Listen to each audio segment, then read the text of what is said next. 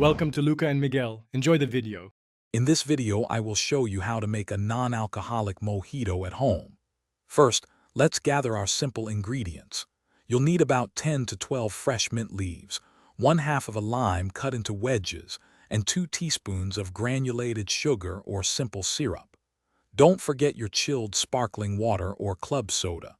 These fresh components are key to a vibrant, refreshing drink that everyone can enjoy. Now let's get those flavors mingling. Place your fresh mint leaves and lime wedges into a sturdy glass. Add 2 teaspoons of sugar right in there with them.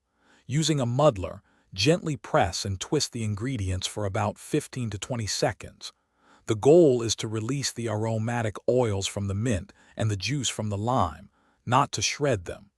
This step is crucial for a truly flavorful mojito. With your muddled base ready, it's time for the chill factor. Fill your glass completely with ice cubes.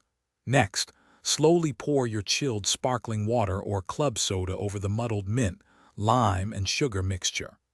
Give it a gentle stir to ensure all those wonderful flavors are well combined throughout the drink.